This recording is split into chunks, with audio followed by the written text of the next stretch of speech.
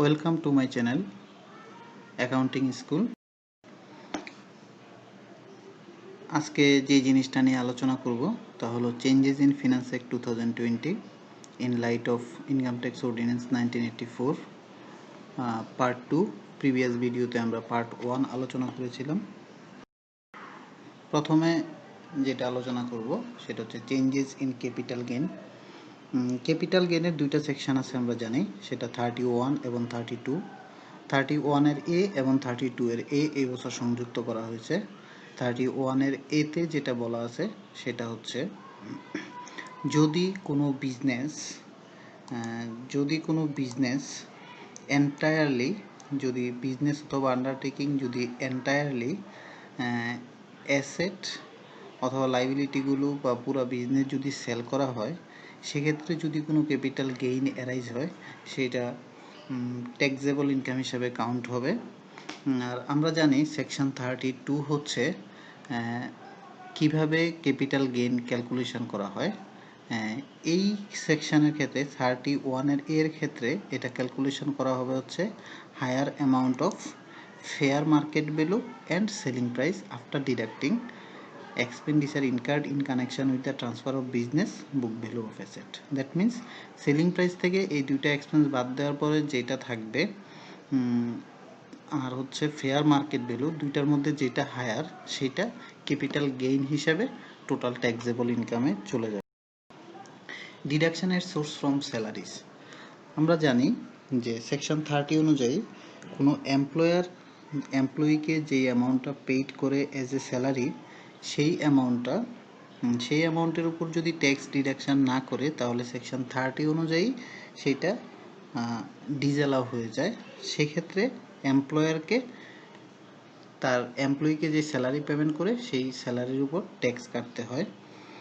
তো সেই ট্যাক্সটা আসবে হচ্ছে average of the rate applicable to the estimated total income. That means প্রত্যেকটা এমপ্লয়ির যে এস্টিমেটেড টোটাল ইনকাম থাকে, এই ইনকামের উপর যেই সারা বছরের এই ইনকামের উপর যে ট্যাক্স লাইবিলিটি অ্যারাইজ হয়, সেই লাইবিলিটিকে 12 দিয়ে ভাগ দিয়ে যা হবে প্রতি মাসে সেই টাকাটা তার স্যালারি থেকে কেটে রাখতে হবে।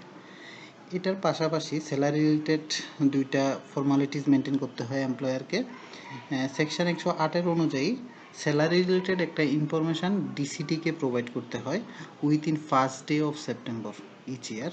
প্রত্যেক বছরের সেপ্টেম্বরের 1 তারিখের মধ্যে এমপ্লয়ারকে ডিসিটির কাছে স্যালারি রিলেটেড ইনফরমেশান প্রেসক্রাইবড ফর্মে প্রোভাইড করতে হয়। আরেকটা হলো 108 A, information regarding filing of return by employees return file করে কিনা সেই রিলেটেড ইনফরমেশানগুলো 108 এর সেকশন 108 এ অনুযায়ী ইনকাম ট্যাক্স অথরিটিকে প্রোভাইড করতে হয়।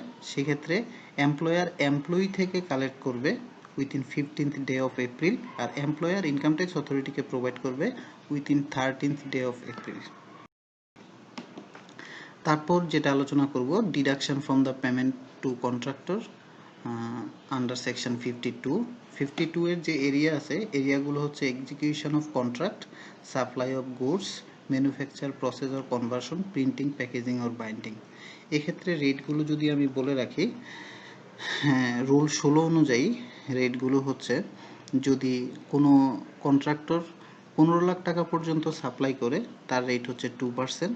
15 থেকে 50 লাখ টাকা পর্যন্ত যদি ট্রান্সফার করে তাহলে ফুল অ্যামাউন্টের উপর 3%। 50 থেকে 1 কোটি পর্যন্ত যদি সাপ্লাই করে তাহলে তার রেট 4%। 1 কোটির উপরে যদি ট্রান্সফার করে তাহলে তার রেট হচ্ছে 5%।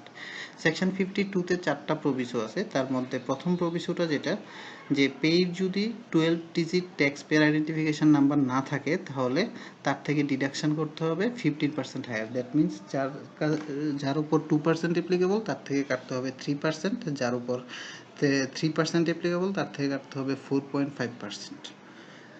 প্রভিসো সি নাম্বারে যেটা বলা আছে যে কোনো সাপ্লায়ার যদি আন্ডার সেকশন 53 অনুযায়ী যদি কোনো ট্যাক্স পেমেন্ট করে আসে, সেক্ষেত্রে এই সেকশনের আন্ডারে যেভাবে কাটতে হবে সেটা একটা সূত্র দেওয়া আছে, সেটা হচ্ছে B - A, যেখানে B সমান হচ্ছে সেকশন 52 অনুযায়ী তার উপর কত টাকা ট্যাক্স আসে, আর A অনুযায়ী সে 53 এর আন্ডারে is equal to amount of tax paid under section 53। বাদ দেওয়ার পরে যে অ্যামাউন্ট বাকি থাকবে সেকশন 52 এর আন্ডারে তার থেকে ওই অ্যামাউন্ট কাটতে পারবে।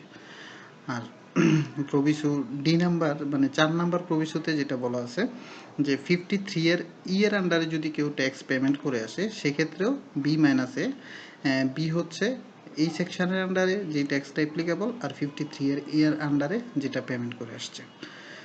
তবে 53 আমরা জানি 53 হচ্ছে ডিলার ট্যাক্স, ডিলারের থেকে যে ট্যাক্স কালেকশন করে সেই ট্যাক্স কালেকশনের সেকশনটা হচ্ছে 53 এর ই, যেটাতে সাবসেকশন আছে চারটা সাবসেকশনের মধ্যে 3 নাম্বার যে সাবসেকশনে আছে 3 নাম্বার সাবসেকশন অনুযায়ী যদি কেউ ট্যাক্স পেমেন্ট করে আসে সেক্ষেত্রে বি এর ডেফিনেশনটা চেঞ্জ হয়ে যাবে। এই বছর এই পরিবর্তনটা আনা হয়েছে। বি এর ডেফিনেশনটা হবে selling price into 7% into 5%, selling price into 7% into 5%।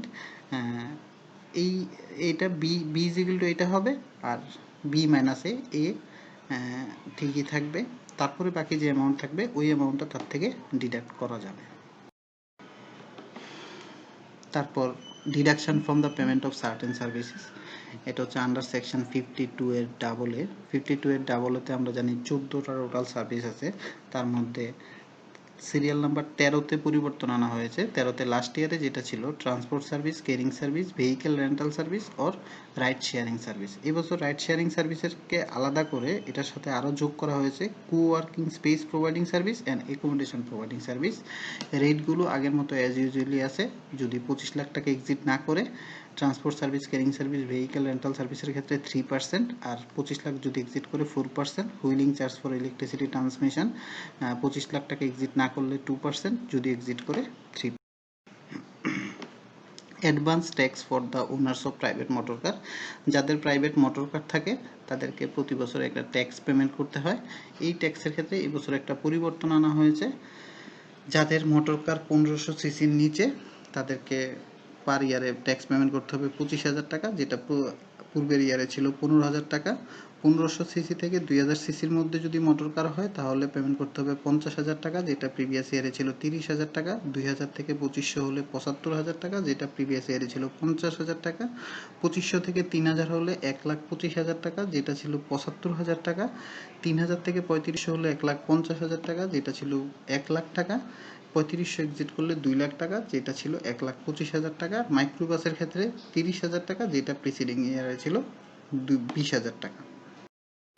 Deduction এর source from compensation against acquisition of property 52 এর সি, আমরা সেকশন 52 এর সি আমরা জানি যে গভর্নমেন্ট যদি কোনো প্রপার্টি একুইজিশন করে সেক্ষেত্রে আমরা সেকশন 52 এর সি অনুযায়ী একটা ট্যাক্স ডিডাক্ট করতে হয়। সেই ট্যাক্সটা প্রিভিয়াস ইয়ারে যদি এই প্রপার্টিটা সিটি কর্পোরেশন, পৌরসভা বা ক্যান্টনমেন্ট বোর্ডের মধ্যে হতো তাহলে কাটতে হতো 2%, এই বছর সেটা কাটতে হবে হচ্ছে 6%। আর যদি আদার দেন সিটি কর্পোরেশন, পৌরসভা, ক্যান্টনমেন্ট বোর্ড হয় সেক্ষেত্রে আগে ছিল 1%, এই বছর সেটা হচ্ছে 3%। চেঞ্জেস রিলেটেড টু রিটার্ন, রিটার্নের মধ্যে 75-এ যে রিটার্ন অফ ইনকাম তাদেরকে সাবমিট করতে হতো তার মধ্যে এই বছর যেটা চেঞ্জ করা হয়েছে যে যাদের 12 ডিজিট 3 নাম্বার থাকবে তাদের প্রত্যেককেই রিটার্ন সাবমিট করতে হবে। আর উইথহোল্ডিং ট্যাক্স রিটার্নের সেকশন যেটা 75-এর, এই জায়গায় যে পরিবর্তন আনা হয়েছে যে university, institute of private university, English medium school যারা ইন্টারন্যাশনাল কারিকুলাম ফলো করে, আর্টিফিশিয়াল জুডিশিয়াল পারসন এবং লোকাল অথরিটি তাদেরকে উইথহোল্ডিং রিটার্ন জমা দিতে হবে, যেটা বছরে 2 বার জমা দিতে হয়। Statement of assets and liability, আমরা আগে যেটা ছিল যে 25 লাখ টাকা লাস্ট ইয়ারে যাদের income, total income, taxable income ছিল তাদেরকে অবশ্যই স্টেটমেন্ট অফ অ্যাসেট লায়াবিলিটি জমা দিতে হতো। এই বছর এটা পরিবর্তন করে 40 লাখ টাকা করা হয়েছে। দ্যাট মিনস যাদের লাস্ট ইয়ারে টোটাল ইনকাম 40 লাখ থাকবে তাদেরকে অবশ্যই স্টেটমেন্ট অফ অ্যাসেট লায়াবিলিটি জমা দিতে হবে। মিনিমাম ট্যাক্স, মিনিমাম ট্যাক্সকে আমি 2 ভাগে ভাগ করেছি, একটা উইথহোল্ডিং ট্যাক্স রিটার্ন আর একটা হচ্ছে return gross receipt. Withholding tax রিটার্নকে আবার 2 ভাগে, সেমিফাইনাল আর একটা হচ্ছে ফাইনাল। ফাইনালের ক্ষেত্রে যে সেকশন 6টা সেকশন আছে এই 6টা সেকশনের আন্ডারে যে উইথহোল্ডিং ট্যাক্সগুলো কাটা হবে এইটাই হবে ফাইনাল সেটেলমেন্ট। আর সেমিফাইনালের ক্ষেত্রে এই সেকশনগুলো উল্লেখিত যে সেকশনগুলো আছে সেকশনগুলোর আন্ডারে যেই ট্যাক্স কাটা হবে এই ট্যাক্স এবং হচ্ছে রেগুলার ম্যানারে ক্যালকুলেশন করে যেই ট্যাক্স হবে দুইটার মধ্যে যেইটা হায়ার হবে সেই অ্যামাউন্টটা হবে আলটিমেট ট্যাক্স লায়াবিলিটি। আর গ্রস রিসিপ্টের ক্ষেত্রে এবছর যে পরিবর্তনটা আনা হয়েছে ইন্ডিভিজুয়ালের ক্ষেত্রে 0.5% বলা হয়েছে। তবে সেক্ষেত্রে যদি ইন্ডিভিজুয়াল 3 কোটি টাকার উপরে হয় তাহলে এই রেটটা অ্যাপ্লিকেবল হবে, এবং ফার্মের ক্ষেত্রে অ্যাপ্লিকেবল হবে হচ্ছে 50 লাখ। আর কোম্পানির ক্ষেত্রে অবশ্যই তার মিনিমাম ট্যাক্স পেমেন্ট করতে হবে। আদার চেঞ্জেসগুলো কি আসছে, সেকশন 16 এইচ, যে আগে সেকশন 16-তে জি পর্যন্ত ছিল, এবছর এইচ সংযুক্ত করা হয়েছে। এইচের মধ্যে বলা হয়েছে যে যদি কোনো রিটার্নে ইনভেস্টমেন্ট, ইম্পোর্ট এবং এক্সপোর্ট রিলেটেড যে ইনফরমেশন দেওয়া থাকে তার সাথে অ্যাকচুয়াল ইনফরমেশনের যদি কোনো ডিফারেন্স থাকে তাহলে সেই ডিফারেন্সের উপর 50% ট্যাক্স পেড করতে হবে। আর 19-এর হ্যাঁ এ যে সেকশন আছে সেই সেকশানে যেটা বলা আছে যে সিকিউরিটিজে যদি কোনো ইনভেস্টমেন্ট করা হয় তাহলে সেক্ষেত্রে সেই ফান্ডের উৎস নিয়ে কোনো কোশ্চেন করা যাবে না, এবং সেটার জন্য অবশ্যই একটা অ্যাপ্রোপ্রিয়েট ম্যানারে ডিক্লারেশন দিতে হবে। আর তবে সেক্ষেত্রে ক্যাপিটাল মার্কেট থেকে সেই টাকাটা উইদিন 1 জুলাই 2020, 13 জুন 2021-এ এটাকে উইথড্র করা যাবে না। যদি উইথড্র করে সেক্ষেত্রে 10% ট্যাক্স পেড করতে হবে। আর 52 ইউতে যেটা বলা আছে যে deduction from payment on account of local letter of credit, এলসির মাধ্যমে কিছু নির্দিষ্ট যদি কোনো পণ্য থাকে সেই পণ্যগুলো যদি আমদানি করতে আগে তাহলে সেক্ষেত্রে তার কোনো ট্যাক্স টিডিএস ছিল না। এই বছর সেই টিডিএস এর রেটের মধ্যে একটু পরিবর্তন আনা হয়েছে, সেটা 2%। আর 53 যেটা আছে, 53 যেটা ছিল যে কিছু আইটেম ফুড রিলেটেড, কিছু আইটেম বা গার্মেন্টস ইন্ডাস্ট্রি রিলেটেড কিছু অ্যাক্সেসরিজ, তারপর জুট গুডস, ফ্রোজেন গুডস, এই ধরনের যে রিলেটেড যে আইটেমগুলো আছে এগুলো এক্সপোর্ট করার ক্ষেত্রে আগে যে টিডিএস এর রেট ছিল 1%, এখন সেই রেটটা কমিয়ে 0.5% করা হয়েছে। 6 শিডিউলে পরিবর্তন যেটা আনা হয়েছে সেটা pension fund, gratuity fund and alternative investment ফান্ডে। আগে যেটা ছিল যে পেনশন ফান্ডের ক্ষেত্রে অ্যাপ্রুভড হোক বা না হোক সেটা ট্যাক্স ফ্রি ইনকাম ছিল, এই বছর বলা হয়েছে যদি অ্যাপ্রুভড হয় সেক্ষেত্রেই সেটা ট্যাক্স ফ্রি ইনকাম হবে। আর গভর্নমেন্ট অ্যাপ্রুভ গ্র্যাচুইটি ফান্ডের ক্ষেত্রে আগে যেটা ছিল যে 2,50,00,000 টাকা পর্যন্ত ট্যাক্স ফ্রি ইনকাম, বাট এবার বলে দেওয়া হয়েছে যে যদি অ্যাপ্রুভড হয় তখন সেটা ট্যাক্স ফ্রি ইনকাম হবে, অ্যাপ্রুভ না হলে পুরো টাকাই ট্যাক্সেবল ইনকাম হয়ে যাবে। আর অল্টারনেটিভ ইনভেস্টমেন্টের ক্ষেত্রে যদি recognise by Bangladesh security exchange commission দ্বারা রিকগনাইজ না হয় সেক্ষেত্রে সেটা ট্যাক্স ফ্রি ইনকাম হবে না। Thanks for watching this video. If you have any queries regarding this video, you can ask me in comment section.